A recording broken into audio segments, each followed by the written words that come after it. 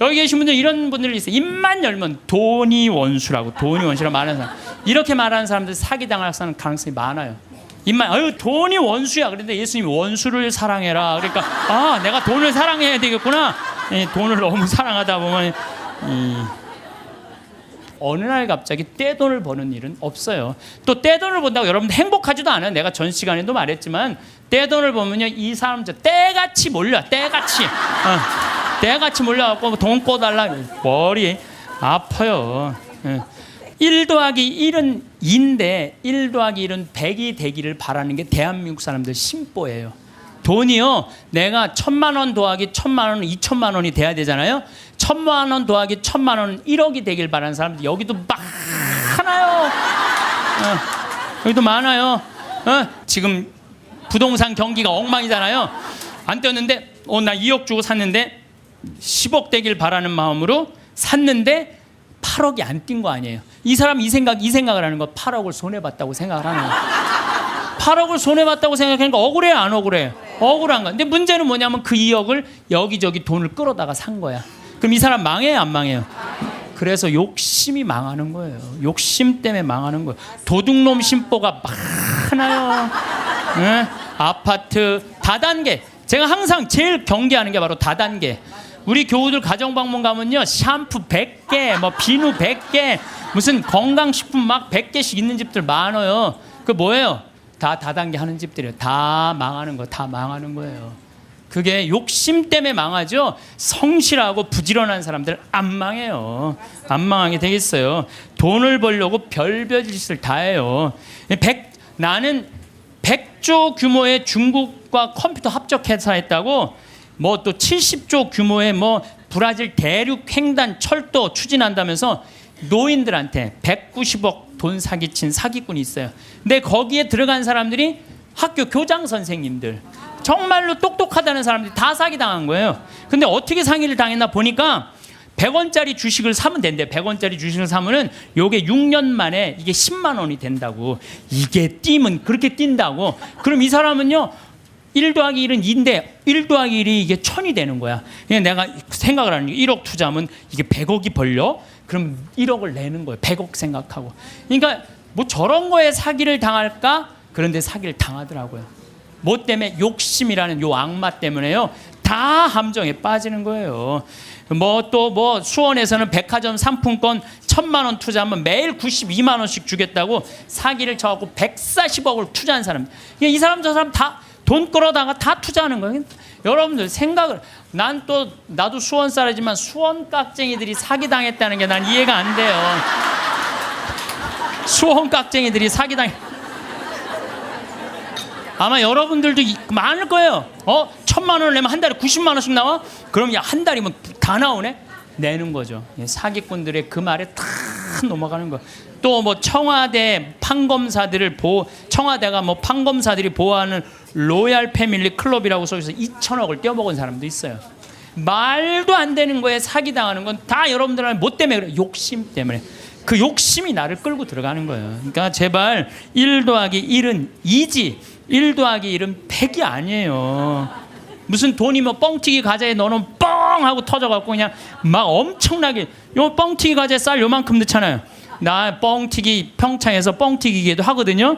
애들 오면은 그 요만한 쌀을 뻥튀기 기계에 넣어요. 그래갖고 막 1시간 정도 열을 가하면 뻥 하면 엄청나게 커지잖아요.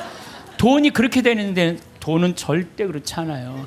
하나하나 쌓이는 거죠. 여러분들 내가 정말 똑똑하진 않지만 내가 똑똑하지 않은 머리로 생각을 해봤어요. 여러분들 왜 사기를 당하느냐. 나라 경제가 3% 성장한다면요 은행 이자는 3% 넘기가 힘들어요. 정기 적금을 넣어야 3.9%예요. 오늘 아침에 내가 라디오에서 들었어요. 정기 적금을 넣어야 3.9%예요. 그러면 그걸 3.9% 넣어봤자 1억 넣어봐야 30만 원, 40만 원 나오는 거야. 300만 원, 400만 원 나오는 거야. 1억 넣어야 한 달에 30만 원 나오는 거야. 1억 넣어야. 그러니까 이 돈 갖고 뭘 해? 근데 어떤 사람이 살살살살 꼬셔요. 여기 펀드에 넣으면은 이게 한 20% 이익이 나와. 이게 너만 알아. 너만. 내가 아무한테도 안 알려주는 거야. 내가 너만 알고 있어. 이거 여기다 넣으면 20%. 1억에 20% 2천만 원이란 말이야. 그럼 한 달에 200만 원씩이면은 어때요? 할만하죠? 그래서 사기를 당하는 거예요. 그래서 국가 경제가 3% 성장이면요, 이자는 3% 넣기가 어려워요. 근데 만약에 15%, 20% 얻을 수 있다라고 말하고 다가오는 사람은요, 100% 사기꾼이라고 생각하면 돼요. 3% 이자에 3.5% 이거는 돼요. 근데 내가 20%까지 불려줄게. 100% 사기꾼이라고 생각하면 돼. 그런데 이렇게 듣고도 오늘 나가서 여기 말이야, 너만 알아, 너만 알아. 예. 그래? 예, 넘어가는 거죠. 노름, 경마, 강원랜드 도박만 하지 않았어도요, 자녀들과 여행도 다니고 좋은 일도 하고 부부가 함께 여행하고 부모님한테 용돈 드리고 여유롭게 살 사람들 많아요. 근데 저 지금 경마장, 무슨 경정장, 무슨 뭐 전부 다 이 사람들 영혼 망가뜨리는 거예요. 정말 여러분들 그런 거 뭐 재미로 가다가 인생 망치는 거예요. 재미로 가다가. 예. 그 귀중한 돈 제대로 한번 써보지도 못하고 공중에 날리는 사람들 많습니다. 아니 200억 있으면 뭐하러 강원랜드 갖고 그걸 그냥 날려요. 200억 가지고 고아원도 짓고 어려운 사람 장학재단도 설립하고 버려진 독거 노인들도 돌봤어요. 거기만 쭉 일주일에 돌아다녀도 그렇게 해도요, 인생 의미도 찾고 행복하고 삶의 보람도 느낄 거야. 사기당하는 분들 다 이유가 있어요. 하루아침에 벼락부자시고 좀 욕심 가지고 있는 사람들, 지금 버는 수입보다 더 큰 수입을 벌 수 있다는 말에 현혹될 때, 그래서 전 대박이라는 단어를 싫어해요. 대박이 어디 있어요? 대박이. 그달 벌어서 내가 500만 원, 300만 원 벌으면 그중에 50만 원, 60만 원 저금해서 한 5년, 10년 해갖고 1억, 2억 맞추고 집 한 채 사고 그 집 사고 또 한 10년 열심히 일해갖고 한 3, 4억 해갖고 퇴직할 때 한 4억, 5억 정도 지니고 그리고 그거 가지고 늙을 때까지 살아가는 거죠. 그러다가 정말로 돈이라는 건 축복이에요. 그거 오는 수가 있어요. 내가 산 집이 어쩌다가 떼어갖고 그걸 정리해갖고 다시 좀 어떻게 그 정도는 되더라도 어느 날 갑자기 떼돈을 버는 일은 없어요. 디모데후서 1서 6장 10절에 보면요, 돈을 사랑하는 것이 모든 악의 뿌리입니다. 돈을 따라다니다가 길을 잃고 신앙을 떠나서 결국 격심한 고통을 겪는 사람들도 있습니다. 그래서 여러분들 사기당하기 싫으면요, 사기꾼들의 특징이 있어요. 호화롭거나 명품 이야기 많이 하면서 입만 열면 대박 터진다고 말하는 사람들, 이런 사람들 사기꾼들 가능성이 많아요. 자신이 뭐 누구 유명인 영화 배우, 무슨 국회의원, 무슨 정치인들 안다고 맨날 입만 열면 얘기하는 사람들 사기꾼일 가능성이 많다는 거예요. 전화번호가 이유도 없이 자주 바뀌는 사람들, 여러분들 전화번호 그냥 끝까지 쓰는 사람들 있죠? 이 사람들 사기꾼들 아니에요. 근데 그냥 전화번호 또 바뀌었어, 또 바뀌. 사기꾼일 가능성이 많다는 거예요. 그리고 또 누가 사기꾼이 지금 오늘 계약하지 않으면 이 기회는 다시 오지 않는다. 이렇게 꼬시는 사람들, 이거 사기꾼. 며칠 전에 우리 부관장 신부님이, 우리 생태마을에 부관장 신부님이 있는데 아주 젊은 신부, 이제 30살 막 된 신부인데, 이 신부는 조혈 모세포를 기증을 했어요. 조혈 모세포를 기증해갖고 작년에 어떤 아가씨가, 맞는 아가씨가 있대. 이게 20만 분의 1의 확률이라는데 맞는 아가씨가 갖고 작년에 기증을 했어요. 근데 이 아가씨가 또 좀 안 좋았나 봐. 그래서 얼마 전에 가서 그걸 기증을 했어요. 또 기증을 하고 이제 평창이니까 무슨 빈센트 병원에 가서 기증을 했는데, 이제 이게 내가 그 골수가 찼는지 안 찼는지 확인을 해야 되는데, 평창에서 수원까지 나가기 좀 그렇잖아요. 그래서 근처 의료원에서 할 수 있대. 그래서 평창 의료원에 가갖고 화보니까 골수가 다 찼다고. 근데 차 갖고 이제 나오는데 딱 트럭에서 한 사람이 딱 나오더니, 저기 뭐야, 저 손님, 내가 홍삼을 이게 배달을 왔는데 이게 한 2박스가 남아갖고 이걸 싣고 가도 어차피 이거 버릴 거니까 이거 손님 좀 사라고 그러더래요. 그래서 황 신부가 나한테, 신부님 사기꾼이야, 사기꾼. 꼭 이상하게 뭐 이거 오늘 그래, 참 이거 아니, 나같이 저는 안 순진해요. 예. 우리 부관장 같이 순진한 사람은 당해요. 그러니까 여러분들 정말 지혜로워야 돼. 예? 정말 뱀 같은 지혜가 있어야 돼요. 사기 안 당하려면은. 그래서 오늘 와서 강의 무슨 성가정 영성피정에 내가 사기 안 당하는 법도 가르쳐주고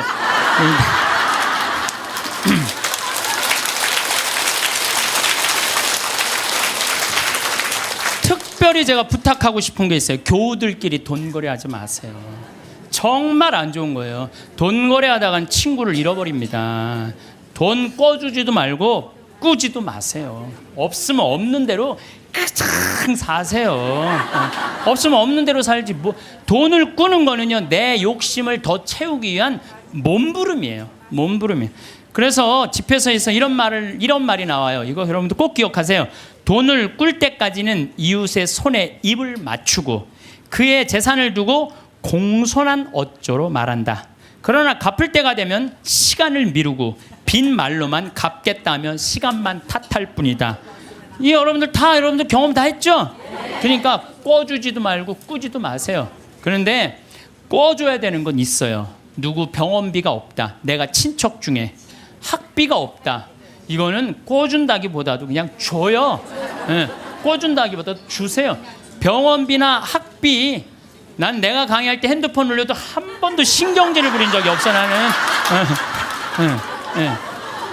병원비나 학비 같은 경우는 저는 그렇게 생각해요. 그냥 가난한 사람도 도와주는데 내 형제 친척 중에 아프고 학비가 없다는데 그거는 차라리 꿔준다는 말보다 그냥 주세요.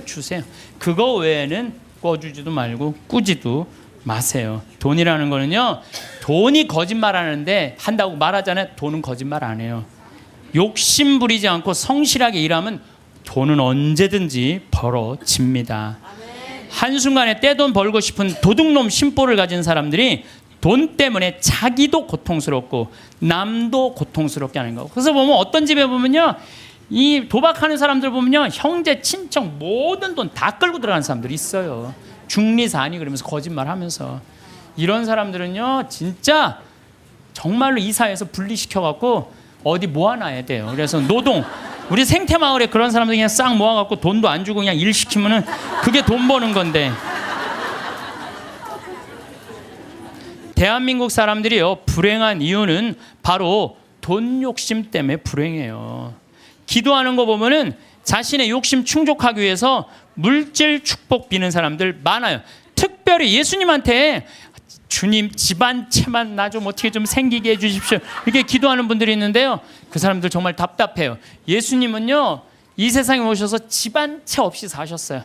아니 집안채 없이 사신 분한테 집안채 달라고 그러면은 아니 그 예수님 주겠어요?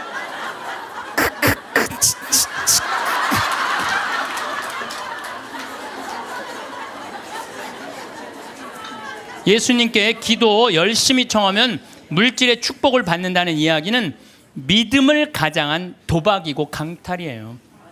여러분들 어떻게 믿을 때 돈 축복 달라고 그래요? 여러분들 돈 때문에 믿는 거예요? 여러분들 뭐 때문에 믿는 거예요? 하늘나라 때문에 믿는 거 아니에요? 그러면 하늘나라를 먼저 구해야지. 내가 굴기도 열심히 하면 집 한 채. 아니 어디 빌 때를 대고 빌어야지. 집 한 채 없는 분한테 저기 뭐야 집 달라고 그러면 돼요.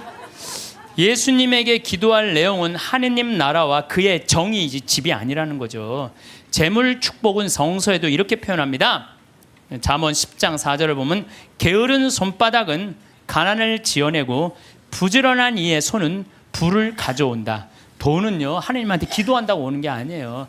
열심한 사람, 부지런한 사람이 돈이 오는 거지 아무것도 안 하면서 기도하면 뭐 돈이 어디 그런 이상한 하여튼 그런 거. 그러니까 얼마 전에 무슨 뭐 며느리가 시댁집에 4군데 불을 질렀다며요. 불을 질렀는데 왜 질렀냐니까 점쟁이가 시댁에 불이 나면 로또가 된다고 그래갖고 그냥 불 질렀다는 거 아니야. 아이고 참.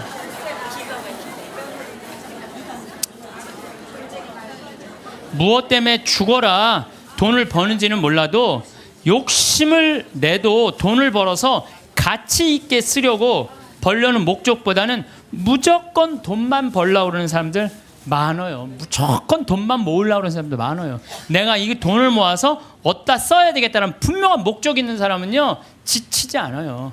근데 그냥 돈만 들이다 벌려고 그러는 사람은요 방향을 못 찾는 거죠. 자식들을 교육할 때 돈이 세상에서 최고라고 가르치지 말고 정직하게 돈 벌어서 그 돈으로 어려운 이웃을 돌보라는 이런 가르침을 가르치는 것이 여러분들 덜 훌륭하게 자식들을 가르치는 거예요. 지금 전 세계 기준으로 볼 때 극심한 가난에 시달리는 사람을, 하루에 1달러 이하로 사는 사람을 극심한 가난에 시달리는 사람이라고 그럽니다. 그 다음에 하루 2달러로 사는 사람들은 보통 가난한 사람들이라 그래요. 하루에 2,000원 가지고 사는 사람들을, 3달러 이상 가지고 사는 사람들은 가난한 사람이라고 하지 않는데요. 그럼 3달러 이상이면 3,000원 이상이면은 가난하지 않은 거예요. 그러니까 한 달에 90달러, 그러니까 우리나라 돈으로 10만 원 정도만 한 달을 가지고 있으면 가난하지 않다는 거예요. 근데 여러분들 우리나라는 지금 어떻게 살죠? 우리나라 최저 생계비가 57만 원이에요. 그러니까 국가에서 저 사람은 도저히 돈 벌 수 있는 재능이 없는 사람이다, 능력이 없는 사람이다 에게 주는 돈이 57만 원이래요. 그럼 57만 원이면요, 아프리카의 어떤 부자보다도 잘 사는 사람이에요. 어떤 부자보다도.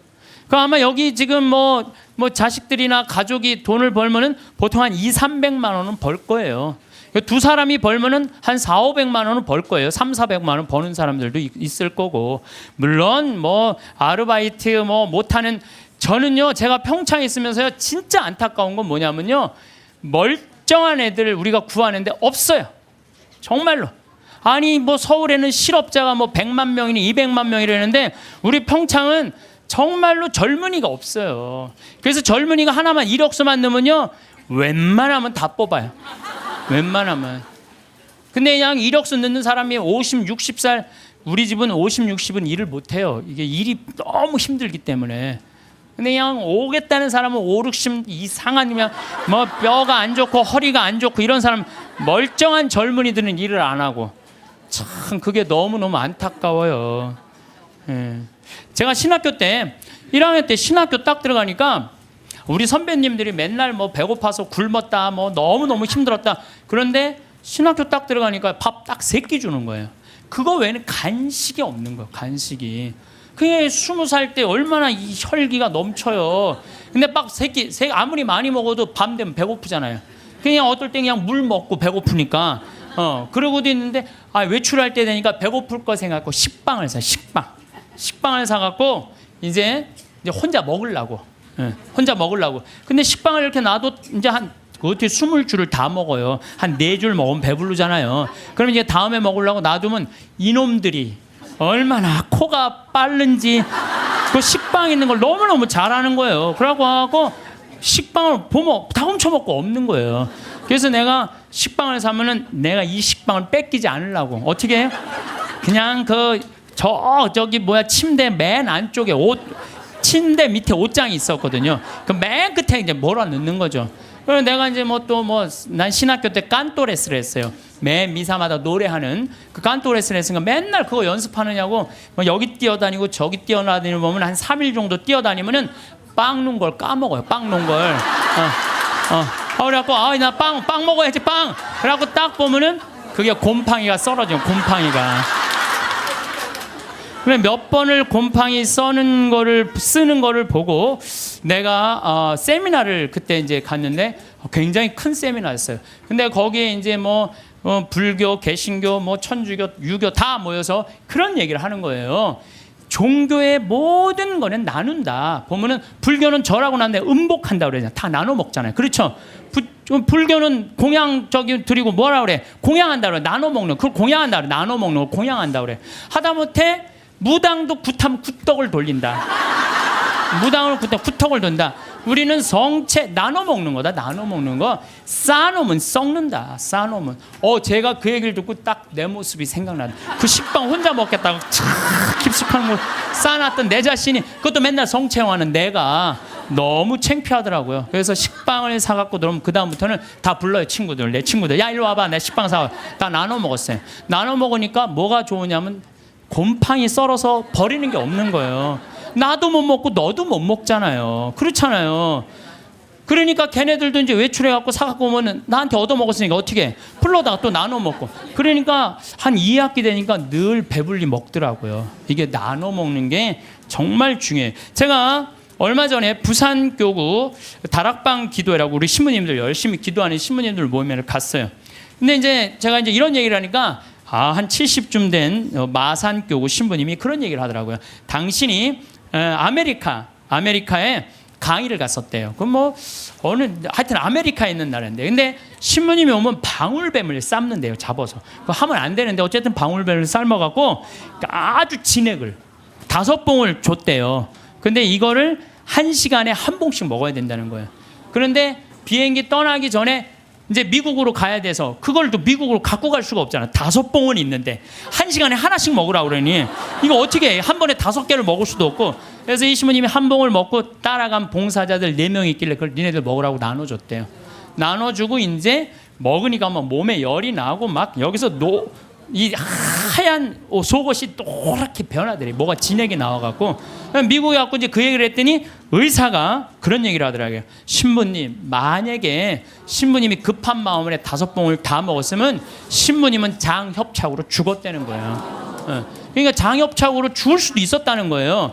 근데 신부님이 나누는 바람에 신부님도 살고 나머지 사람도 다 사는 거라고. 근데 그 신부님이 70인데 피부가 나보다 더 고와. 방울뱀을 먹어서 그런지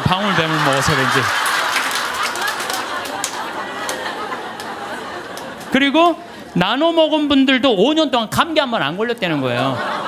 나누니까 너도 살고 나도 사는 거예요. 혼자 먹으려고 그럴 때 나도 죽고 너도 죽는 거예요. 돈도 똑같아요. 나만 먹으려고 돈 감춰두잖아요. 그럼 나도 못 쓰고 너도 못 쓰면요, 국가적으로도 손해요. 세금 내야 돼요. 이 나라에서 살면 세금 내야죠. 왜 떼어먹어 세금을. 특히 교회 안에 돈이 쌓이면 그 돈은 서로 뜯어먹으려고 모략과 모함이 난무합니다. 교회는요, 돈이 생기는 대로 쌓아두지 말고 나눠야 돼. 제가 정말 생태마을 한 10년 동안 빚에 허덕이다가 이제는 농산물도 잘 팔리고 피정도 많이 오고 해서 이젠 정말 편안해졌어요. 근데 저는 제 신념이 뭐냐면은 그 달에 번 건 그 달에 다 쓰자. 이게 내 신념이에요. 그래서 제가 막 이 강의 때 여러분들 돈 있으면 여행 다니라고 그러잖아요. 내가 여러 차례 얘기했지만 올해 2월 달에 처음으로 우리가 빚이 없었어요. 그래갖고 우리 직원들이 10년, 나하고 일하는 직원들 10년, 15년 동안 정말 힘들게 일해왔거든요. 그래서 내가 직원들한테 그랬어요. 야, 우리 이제 오래간만에 수익이 났으니 이거 가지고 성주순례 가자. 그래갖고 아시시, 그 다음에 무슨 뭐 베드로, 그 다음 반내, 전부 다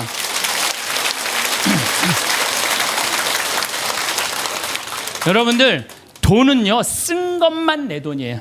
쓴 것만 내 돈. 여기 계신 분들 재산이 100억 있어. 근데 하나도 안 썼어. 그분은요, 거지예요, 거지. 하나도 안 썼으면. 근데 재산이 100억 있어. 근데 그 100억을 가지고 여행도 다니고 맛있는 것도 먹으러 다니고 또 가난한 사람도 도와주고 어려운 아프리카, 우리 잠비아도 1,000만 원 기증하고.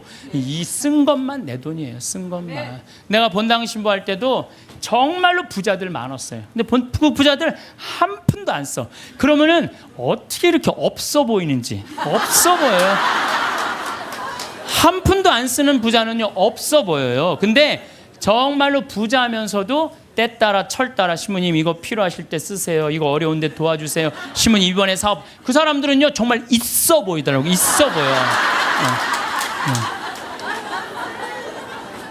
돈은 우리 인생을 행복하게 해주는 도구지 목적이 아니에요.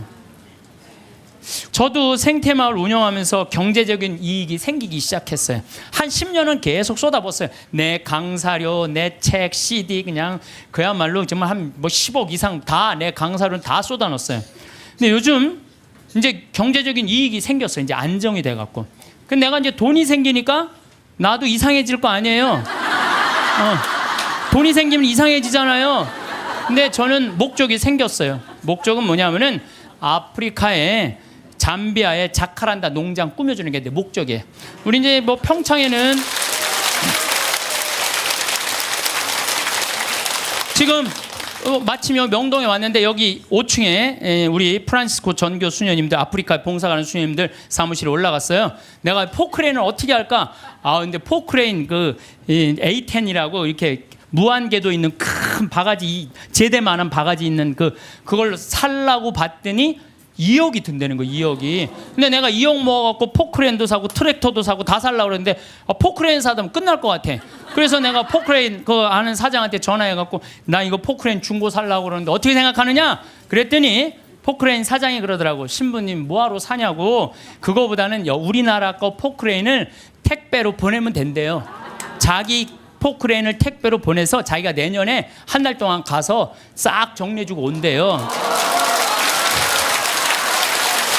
그래서 방금 만나고 내려왔어. 명동에 왔더라고. 그 사장하고. 그런데 수녀님이 제일 큰 거라도 한 2천만 원이면 보낸다는 거예요. 그러니까 벌써 얼마를 절약한 거야? 한 1억 8천만 원 절약했잖아요. 이게 제가 그래서 항상 저는 이런 생각해. 계획은 인간이 완성은 하느님이. 예, 계획은 인간이 완성은 하느님. 제가 간장, 고추장, 청국장, 가루, 김치, 복분자, 오디 이거 파는 목적이 있어야 될 거 아니에요. 그동안은 건강한 먹을거리를 국민들한테 제공해 주겠다. 그래서 생태마을 들어갔는데 제공해 주다 보니까 뭐가 생겨? 이익이 생겨. 그럼 그 이익을 어떻게 한다? 써야 돼요. 그래서 지금 자카란다에 고아원, 병원, 농장 꾸미는데 쓰려고 길을 써요. 그러면은요, 여러분들 딴 생각이 하나도 안 들어요. 딴 생각이. 돈을 가지고 어디다 쓸 줄 모르는 사람이 딴 생각하고 있는 거예요. 내가 이걸 어디다 주식에다 투자를 할까, 뭐를 할까, 땅을 살까 이런 생각을 하는 거지. 그래서요, 돈은 쌓아두면 썩는 거예요. 써야 돼요. 예. 우리나라에 1971년 3월 11일 날 76세로 세상을 떠난 유일양행의 설립자인 유일한 박사님은요, 모든 재산을 공익단체 다 기부했어요. 그리고 주식조차도 직원들한테 다 나눠줬어요. 다 나눠줬어요. 정말로 멋있는 분이죠. 정말로 기업가의 모습을 보여준 거예요. 또 그 딸도 미국에 가서 전 재산 떠나면서 세상에 다 기부하고 세상 떠났어. 딸도. 아버지가 그러니까 딸도 그러는 거예요. 아버지가 그러니까. 카네기도 전 재산 기부했고 2,500곳에 도서관을 져줬어요. 카네기. 그리고 워렌 버핏, 빌 게이츠 걔네들 둘이 낸 게 1,000억 달러예요. 1,000억 달러. 둘이 낸 게. 다 내는 거죠. 다. 왜? 그 사람들은 누구를 상대해서 돈 벌었다고 생각해? 자기네들 국민을. 그러니까 미국 갑부들은 보면요, 다 미국에 가보면요, 그 부자들이 다 기증하고 갖고 몇백억, 몇천억씩. 그걸로 사회가 건강하게 돌아가는 거예요. 우리나라에도 좀 그렇게 살짝 미치는 부자가 좀 나왔으면 좋겠어요. 네. 마태복음 19장 16절, 26절에 보면은요, 하느님의 계명을 충실히 지킨 부자 청년에게 예수님이 이렇게 말씀하세요. 내가 완전한 사람이 되려거든 가서 너의 재산을 팔아 가난한 이들에게 주어라. 그러면 내가 하늘에서 보물을 차지하게 될 것이다. 그리고 와서 나를 따라라. 그러나 그 젊은이는 슬퍼하면서 떠났어요. 왜? 재물이 많았기 때문이에요. 여러분들, 그 부자 청년은요, 계명도 굉장히 중요하게 여긴 청년이에요. 근데 재물이 많았는데 이 청년은 재물하고 자기를 똑같다고 생각해요. 재물하고 자기를. 이 사람은 재물을 파는 건 뭐를 파는 거야? 자기를 파는 거야. 이게 참 문제예요. 여러분들 재물이 없으면 여러분들도 사라진다고 생각하는 분들 여기 혹시 계시면은 그럼 불행한 사람이에요. 재물이 없어도 상관없어요. 아니 지금 이 세상에 재물 없이 사는 사람들 얼마나 많아요. 그 행복한 사람들 얼마나 많아요. 우리 수녀님들, 우리 신부들은 그래도 좀 나아요. 우리 수녀님들 재물이 있어 없어요? 그 수녀님들은 어디 버스 타고 가는데도 돈 받아갖고 해요. 그래도 행복한 수녀님들 많아요. 돈이 우리 존재가 돈하고 똑같아서는 안 돼요. 돈이 많으면 존재가 충만하고 돈이 없으면 존재가 없는 거. 이 병을 우리가 고쳐야 돼. 그래서 그 젊은이는 재물과 존재를 같이 여겼기 때문에 재물을 팔 수 없었던 거죠. 5,000명을 먹인 기적 이야기 가운데 누가 가장 행복했을까요? 5,000명을 먹인 예수님이 행복했을까요? 물고기 2마리 빵 5개 기증한 소년이 행복했을까요? 아니에요. 제일 행복한 사람은요, 그 5,000명한테 나눠준 제자들이에요. 신나지 않았겠어요? 여러분들 한번 생각해봐. 내가 여러분들한테 돈을 한 10억 정도 들어갖고 한 1,000만 원씩 줬어, 여러분들한테. 그래갖고 여러분들 좀 어려운 데 가서 도와주세요. 그래갖고 내가 한 1,000만 원짜리 10개를 가지고 여러분들이 10명이 쫙 나가서 도와줄 때 여러분들 신날 것 같아, 안 신날 것 같아? 내 돈도 아닌데. 내 돈도 아닌데 나눠주는 게 가난한 이웃한테 나눠주는 게 얼마나 좋아요. 나는 여기서 제일 행복한 사람들은 제자들이라고 생각해요. 여러분들이 하느님이 여러분들한테 지금 재물을 맡겼어요. 어떤 분은 10억을 맡긴 분도 있고 어떤 사람은 1억을 맡긴 분도 있고 어떤 사람은 100억을 맡긴 분이 있어. 왜 맡겼어요? 나눠주라고 맡긴 거예요. 나눠주라고. 나눠주라고 맡겼으면 나눠야 될 거 아니야. 근데 안 나눠. 끝까지 쥐고 있다. 그냥 죽어. 그럼 그냥 자식이 네가 나누냐 내가 나누냐 싸워서 원수돼서 안 만나고. 그러지 말자는 거예요. 우리 대한민국 사회가 이제 건강하려면 어떻게 해야 돼? 나눠야 돼요. 쌓아두면 썩게 돼 있어요. 쌓아두면 어느 사회든 자꾸 나누면은 샘솟게 돼 있어요. 나누는 신부님 그거는 제가 조금 못 받아들이겠는데 나누면 하나도 없죠. 근데요 하느님한테 11조 봉헌한 분들이 왜 잘 되는 줄 알아요? 11조 봉헌하려고 그러면요 적은 돈 아니에요. 그럼 그 돈을 하기 위해서 다른 생활에 충실해져요. 다른 생활에 충실해지기 때문에 축복을 받는 거예요. 나누는 사람들은요 생각이 건강하기 때문에요 사기도 안 당하고 유혹도 안 당해요. 그렇기 때문에 그런 분들은 재물 관리도 잘 할 수 있는 거예요. 그래서 한 건강한 쪽으로. 자, 모세의 십계명, 아론의 황금 송아지 가운데 여러분도 어느 걸 택할 거예요? 모세의 십계명을 택할 거예요? 아론의 황금 송아지를 택할 거예요? 십계명? 자, 근데 강의를 들어보면 또 생각이 좀 달라질 거예요. 모세가 십계명을 받으러 시나이 산으로 올라갔어요. 올라갔는데 불안해. 이제 뭐 이집트에서 탈출해서 왔단 말이야. 근데 시나이에 가보면요 아무것도 없어요. 좀 사막이야, 사막. 전부 돌산이고 시나이 산도 완전 돌산이야, 돌산.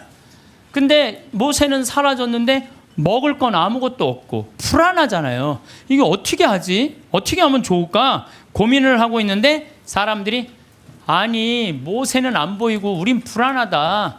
우리 그냥 모아갖고 우리 황금송아지 만들자. 그래?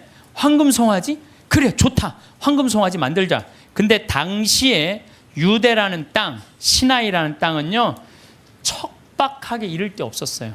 그 척박한 땅을 가르려면 누가 있어야 돼? 소가 있어야 돼요. 소가 없으면 농사 못 져요. 소가 없으면. 소가 쟁기로 이랑과 고랑을 만들어 줘야 돼요. 그래서 이랑이 높아야 돼.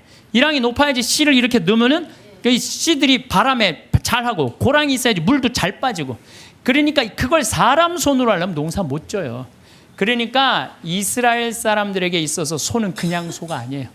이건 생명하고 똑같은 거예요. 그리고 그냥 소예요? 뼈 주지, 우유 주지, 고기 주지, 가죽 주지.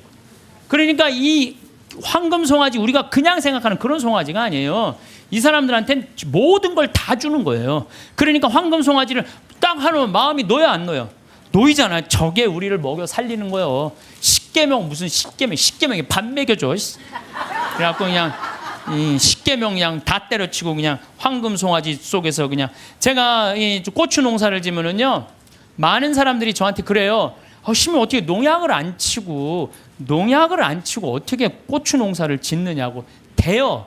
왜냐하면은요 이 고랑이 보통 우리 농사 짓는 분들 고랑이 20cm도 안 돼요. 근데 우리는 거의 50cm 정도 넓어요. 고랑이. 이랑도 높고. 이게 50cm 넓으면은요 아이고 저게 무슨 농사야? 그럴 것 같은데요. 고랑이 넓으면요 바람이 잘 통해요. 바람이 잘 통하면 병이 안 들어. 역병 뭐 이런 거 안 들어요. 그런데 보면은 바닥바닥해. 그러니까 처음에 우리 저기 도돈리 응암리 주민들이 신부님 그렇게 해서 농사를 어떻게 짓느냐고. 근데 놀라운 거는요 이 고추가 열릴 때 보면요 이 대가 견디질 못해요. 너무 많이 열려갖고. 그래서 제가 그걸 보면서 농사도 욕심 부리면 안 돼요. 그리고 내가 정말 놀라운 거는 감 있잖아요. 감이요 5월 달만 되면은요 이렇게 자라다가요 그 애를 다 조절을 자기네들 느껴요. 그래갖고 올해는 좀 많이 괜찮을 것 같다 그러면. 그런데 올해는 좀 날이 좀 현찮을 것 같다. 감이 다 알아요. 그래갖고 다 떨어뜨려요. 보면은 5월 달에 가면 감 조그만 거 다 떨어져 있어요. 감 하시는 분들 아시죠? 그 왜냐면 자기가 조절하는 거야. 그러면은 감이 아주 튼실하게 열리는 거야. 아니 우리 지금 토마토 하고 있지만 토마토 이거 꽃을 안 따주잖아요. 조그맣게 열리고 커지지는 않아요. 그러니까 뭔가 포기를 해야 돼요. 포기를 해야 돼. 그러니까 이랑 고랑 어쨌든 이 사람들은 그 일왕과 고랑을 만들어주는 누가 고마워? 황금 송아지가 고마운 거예요. 여러분들 여기 계신 분들 십계명보다는 황금 송아지, 집에 가보면 황금 송아지 한 마리씩 다, 아니 집에는 없어도 머릿속에 황금 송아지 있는 분들 많아요. 근데요, 계명을 택할 것이냐 황금 송아지를 택할 것이냐, 이건 여러분들 잘 생각해야 돼요. 황금 송아지는 세상이에요. 계명은 하느님이고, 내가 뭘 붙잡고 살 것이냐. 하느님 붙잡고 산다고 돈 축복 안 받는 거 아니야. 제가 말씀드렸지만 정말로 하느님 뜻대로 살아가면 이 사람들 재물 쌓여요. 이 사람이 사기를 당하겠어요? 엄한 짓을 하겠어요? 성실하게 살면 돈 쌓여요. 다 엎어지는 건 다 1 더하기 1은 100이라고 믿는 사람들이 다 엎어지는 거지, 1 더하기 1은 2라고 생각하는 사람들은 안 엎어집니다. 예, 망하지 않아요. 예.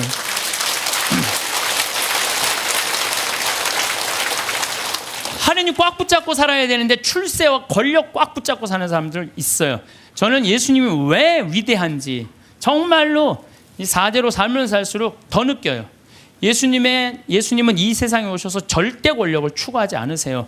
나는 섬김을 받으러 온 것이 아니라 섬기러 왔다. 이 말씀이야말로 우리 인간이라면 누구나 다 가슴 깊어야 새겨야 할 말씀이에요. 권력은 섬기기 위한 도구인데 권력을 쥔 사람들이 안 섬기려고 그래요. 막 권력을 휘둘르죠. 위장 전입하고 자식 대학 군대 안 가게 하고, 또 대학도 마찬가지야. 무슨 국제중학교 이런 데 애 머리도 안 되는데 막 들이밀고, 이게 다 돈과 권력으로 부리는 횡패. 지난번에도 말씀드렸지만 우리나라 대통령들 최고 권력 가진 사람들 어떻게 됐어요?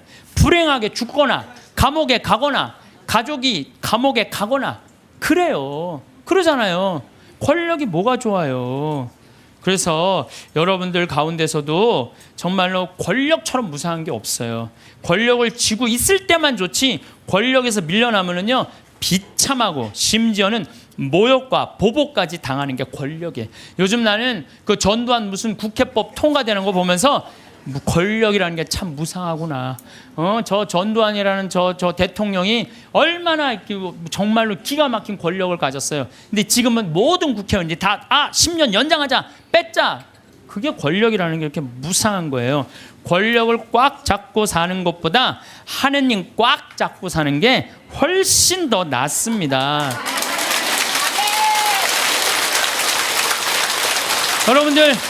여러분들 이 생각을 해봐요. 하느님 아버지처럼 대단한 권력 가진 사람이 어디 있어요? 그렇죠? 그 아버지 꽉 잡고 가슴에 하늘나라 여권 있으면 됐지. 뭘 더 욕심을 펴요. 밥 새끼 얻어먹으면 됐지. 예. 여러분들 고통스러운 거는 왜 내가 나한테 돈이 없을까? 내가 돈이 있으면 정말로 멋지게 살아볼 텐데 돈 없어도요 멋지게 살아요. 마음이 건강하고 생각이 바른 사람은요 돈 없어도 건강히 살아요. 근데 이 정신이 썩은 사람은요 100억을 갖다 줘, 1000억을 갖다 줘, 다 소용없어요. 다 소용없어요. 그래서 뭐가 우리 마음 안에는 하느님의 계명이 있어야지 황금 송아지가 있으면 안 돼요. 그래서 오늘 여러분들 마음 안에 혹시 내가 지금 나를 괴롭히는 건 뭐 때문이야? 황금 송아지가 날 지금 끊임없이 그 뿔이 내 가슴을 받는데도 그래도 좋아. 나는 황금 송아지 뿔에 받쳐도 좋아. 나는 죽어도 좋아. 예, 그러시지 마시기를 정말로 바라겠습니다. 우리는 하느님을 꽉 붙잡고 살 때, 그네 뛸 때 정말 그네줄을 꽉 잡고 안 놓으려고 하듯이 우리는 하느님 꽉 잡고 놓지 말아야 돼요. 제가 은혜 신학교 다닐 때 하루에 보통 성호를 한 70번 정도 긋는다고 말씀드렸죠. 제가 그 강의 끝나고 저도 반성했어요. 나도 먹을 때는 성호 긋는데 안 먹고는, 먹고 끝나고 난 다음에 안 글 때도 많았어 나도. 근데 요즘 제가 생활이 변했어요. 어떻게 변했느냐면은 하여튼 먹을 때마다 성호를 긋는 거예요. 복분자, 요즘 복분자 나오잖아요. 우린 복분자 또 이것도 갈아서 먹거든요. 복분자 먹을 때도 성호 긋고 오디 먹을 때도 성호 긋고 하여튼 그런데요. 제가 요즘 뭐를 느꼈느냐면 성호를 하루 종일 그니까 뭐가 있느냐면 내 삶이 조금씩 거룩해지는 걸 느껴요. 그래서 여러분들도 아무 때나 그세요. 아무 때나. 에? 그러니까 일어나서부터 계속 긋는 거야. 드립다 그냥. 드립다 그니까 내가 조금 생활이요 조금 거룩해지더라고요. 그래서 정말 성호를 긋는 거는 우리한테 참 중요한 것 같아요. 자, 저는 나중에 하느님 앞에 갔을 때 너 어떻게 살아왔느냐? 저 대통령인데요. 너 어떻게 살아왔는데? 나 신부였는데 너 어떻게 살아왔는데? 나 장관이었는데요. 너 어떻게 살았는데? 나 구역장이었는데 너 어떻게 살아왔느냐? 뭐 어떻게 살아요? 너 어떻게 살아왔는데? 저는요, 하느님, 장관도 아니고 대통령도 아니고 신부도 아니었는데요. 가난하고 헐벗고 불쌍하고 감옥에 갇히고 병들고 목마른 사람들한테 물 한 잔 나눠주려고 노력을 하고 살았어요. 너 하늘나라. 베드로 성인이 너 하늘나라. 저는 장관인데요. 전 대통령인데요. 전 신부인데요. 계속 시험에 계속 떨어지는 거예요. 마태복음 25장만 읽어보면요. 우리가 하늘나라를 어떻게 통과하는지 너무너무 잘 써 있어요. 그래서 여러분들 마지막 날 하늘나라 여행 떠날 때 쫙 여권 내놓고 이 은행 통장 잔고 뭐 어떤 잔고가 필요해?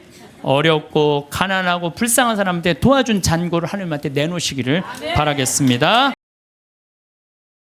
통장 잔고를 확인하며 가슴이 답답해지는 순간이 있습니다.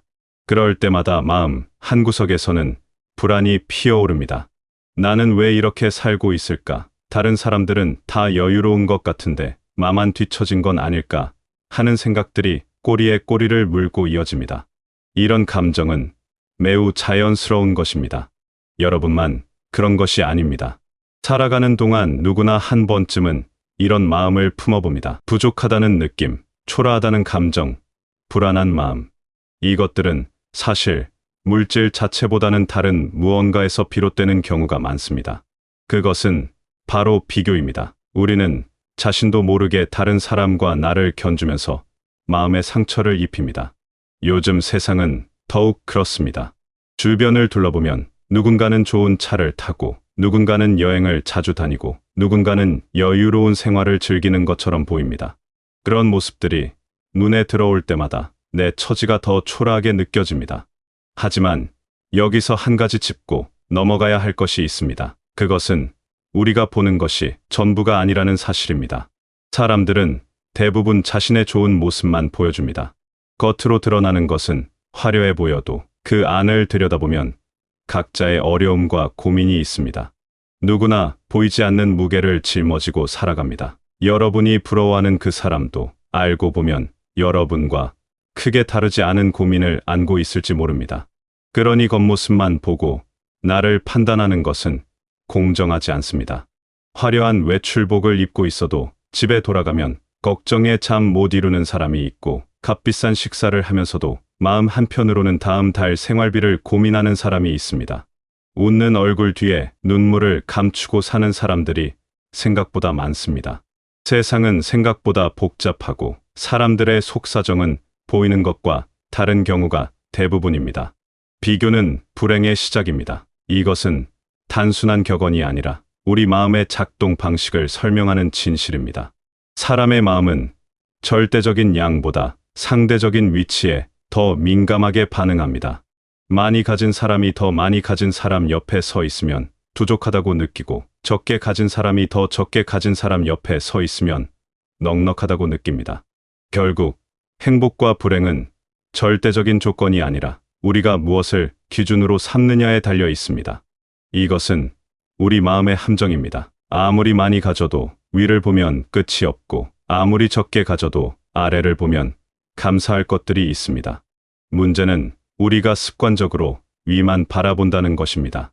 나보다 나은 사람들만 보면서 스스로를 비참하게 만듭니다. 이것은 스스로에게 가하는 고문과 같습니다. 그렇다면 우리는 어떻게 해야 할까요? 답은 의외로 간단합니다. 비교를 멈추는 것입니다. 다른 사람의 삶을 기준으로 내 삶을 재지 않는 것입니다.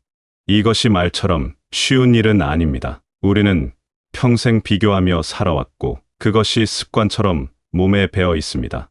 하지만 조금씩이라도 그 습관에서 벗어나려는 노력이 필요합니다. 비교를 멈추면 보이는 것들이 있습니다. 지금 내가 가진 것들이 눈에 들어오기 시작합니다. 아침에 눈을 뜰 수 있다는 것, 따뜻한 밥 한 끼를 먹을 수 있다는 것, 비를 피할 수 있는 공간이 있다는 것. 이런 것들이 얼마나 소중한지 새삼 깨닫게 됩니다. 당연하게 여겼던 것들이 사실은 큰 축복이었음을 알게 됩니다. 하루하루를 살아가는 것 자체가 기적입니다. 건강하게 움직일 수 있는 몸, 생각할 수 있는 정신, 느낄 수 있는 감각. 이 모든 것이 당연한 것처럼 보이지만 사실은 너무나 귀한 선물입니다. 우리는 이런 것들을 너무 쉽게 잊고 삽니다. 없는 것에만 집중하느라 이미 가진 것들의 가치를 놓치고 맙니다. 옛사람들은 이런 지혜를 전해왔습니다. 가진 것에 만족할 줄 아는 사람이 진짜 부자라고. 많이 가져서 부자가 되는 것이 아니라 지금 가진 것으로 만족할 수 있어야 부자라고. 이 말은 단순히 적은 것으로 만족하라는 뜻이 아닙니다. 끝없는 욕심에서 벗어나 지금 이 순간을 온전히 느끼라는 의미입니다. 만족을 아는 것은 체념과 다릅니다. 체념은 포기하고 주저앉는 것이지만 만족은 지금을 인정하고 받아들이는 것입니다. 더 나아지려는 노력을 멈추라는 뜻이 아닙니다. 다만 그 과정에서 지금 가진 것의 가치를 잊지 말라는 것입니다. 앞으로 나아가되 현재를 부정하지 않는 것. 이것이 진짜 지혜입니다. 생각해보면 우리는 이미 많은 것을 가지고 있습니다. 물질적인 것만 재산이 아닙니다. 지나온 시간들, 쌓아온 경험들, 맺어온 인연들, 이 모든 것이 여러분의 자산입니다. 돈으로 환산할 수 없는 귀한 것들입니다. 여러분이 겪어온 일들, 극복해온 어려움들, 그 과정에서 배운 것들, 이것들은 그 무엇과도 바꿀 수 없는 보물입니다. 살면서 쌓아온 지혜는 그 자체로 큰 자산입니다. 실패를 통해 배운 교훈들, 시행착오를 거쳐 얻은 깨달음들, 관계 속에서 익힌 세상의 이치들. 이런 것들은 아무리 많은 돈을 주고도 살 수 없는 것들입니다. 여러분은 그런 소중한 것들을 이미 마음속에 간직하고 있습니다. 또한 여러분에게는 추억이라는 보물이 있습니다. 행복했던 순간들, 따뜻했던 기억들, 사랑받았던 시간들. 이런 추억들은 아무도 빼앗아갈 수 없는 여러분만의 재산입니다. 힘들 때 그 추억들을 꺼내보면 마음이 따뜻해지고 위로를 받습니다. 이것이야말로 진짜 부입니다. 어쩌면 우리는 너무 많은 것을 원하며 살아왔는지도 모릅니다. 더 많이, 더 좋은 것을, 더 빨리. 이런 욕심들이 마음을 무겁게 했습니다. 하지만 이제는 다르게 생각해 볼 수 있습니다. 더 많이 가지는 것보다 지금 가진 것을 제대로 누리는 것이 중요하다고. 더 높이 올라가는 것보다 지금 서 있는 곳에서 평안을 찾는 것이 필요하다고. 물질적 풍요가 전부가 아니라는 것을 우리는 압니다. 세상에는 많이 가지고도 불행한 사람들이 있고 적게 가지고도 행복한 사람들이 있습니다. 차이는 무엇일까요? 그것은 마음가짐입니다. 어떤 태도로 삶을 바라보느냐, 무엇에 가치를 두느냐, 이것이 행복을 결정합니다. 여유가 부족하다고 느낄 때 한번 멈춰 서서 주변을 둘러보십시오. 여러분 곁에는 소중한 것들이 있습니다. 여러분을 걱정해주는 사람들이 있고 함께 웃을 수 있는 순간들이 있습니다. 돈으로 살 수 없는 것들이 이미 여러분 삶 속에 자리 잡고 있습니다. 따뜻한 말 한마디, 진심, 어린 위로, 함께 나누는 웃음. 이런 것들이야말로 진짜 부입니다. 아무리 많은 재산을 쌓아도 이런 것들을 누릴 수 없다면 무슨 의미가 있을까요? 반대로 물질적으로는 넉넉하지 않아도 이런 것들이 있다면 그것만으로도 충분히 풍요로운 삶입니다. 평안은 통장 잔고에서 오지 않습니다. 평안은 마음의 상태입니다. 마음이 편안하면 어떤 상황에서도 평화로울 수 있습니다. 반대로 마음이 불안하면 아무리 많이 가져도 만족할 수 없습니다. 결국 중요한 것은 외부 조건이 아니라 내면의 태도입니다. 이미 충분하다는 자각, 이것이 바로 평화의 시작입니다. 지금 가진 것으로 충분하다고 느낄 수 있다면 그 순간 여러분은 자유로워집니다. 더 이상 남과 비교할 필요가 없고 뜻없는 욕망에 시달리지 않아도 됩니다. 그저 지금 이 순간을 온전히 살아갈 수 있습니다. 물질이 전부는 아닙니다. 물론 생활을 위해 필요한 것들은 있습니다. 기본적인 것들을 갖추고 유지하려면 어느 정도의 여유가 필요합니다. 하지만 그것이 삶의 목적이 되어서는 안 됩니다. 재산은 수단일 뿐입니다. 진짜 목적은 따로 있습니다. 그것은 바로 행복하게 사는 것입니다. 행복은 물질의 양에 비례하지 않습니다. 이것은 많은 연구들이 증명한 사실입니다. 기본적인 생활이 가능한 수준을 넘어서면 재산이 늘어난다고 해서 행복이 비례해서 증가하지는 않습니다. 오히려 많이 가질수록 새로운 고민들이 생기기도 합니다. 결국 행복은 물질의 문제가 아니라 마음의 문제입니다. 가진 것이 아니라 마음먹기에 따라 삶이 달라집니다. 같은 상황에서도 어떤 사람은 불행하다고 느끼고 어떤 사람은 행복하다고 느낍니다. 차이는 외부 조건이 아니라 내면의 태도에 있습니다. 감사할 줄 아는 마음, 만족할 줄 아는 마음, 이런 마음들이 삶을 풍요롭게 만듭니다. 여러분은 이미 많은 것을 이뤄왔습니다. 지금까지 살아오면서 수없이 많은 순간들을 헤쳐나왔습니다. 힘든 시기도 있었고 기쁜 순간도 있었습니다. 그 모든 것들이 모여 지금의 여러분을 만들었습니다. 그 자체로 대단한 일입니다. 자신을 너무 가혹하게 판단하지 마십시오. 우리는 흔히 자신에게만큼은 매우 엄격한 잣대를 들이댑니다. 다른 사람에게는 너그러우면서도 나 자신에게는 가혹합니다. 하지만 여러분도 충분히 잘해왔습니다. 완벽하지 않아도 괜찮습니다. 누구도 완벽하지 않습니다. 여유가 부족하다는 생각이 들 때 그것은 사실 물질의 문제가 아닐 수 있습니다. 진짜 문제는 불안 그 자체입니다. 그 불안은 어디에서 오는 걸까요? 대부분은 미래에 대한 걱정에서 옵니다. 앞으로 무슨 일이 일어날지 모른다는 두려움, 준비가 부족하다는 생각, 이런 것들이 불안을 만듭니다. 하지만 미래는 아무도 알 수 없습니다. 아무리 준비해도 예상치 못한 일들이 일어납니다. 그렇다고 해서 불안해할 필요는 없습니다. 중요한 것은 지금 이 순간입니다. 지금 여기에서 최선을 다하는 것, 그것으로 충분합니다. 불안은 대부분 실제로 일어나지 않은 일들에 대한 걱정입니다. 우리는 일어나지도 않은 미래를 상상하며 스스로를 괴롭힙니다.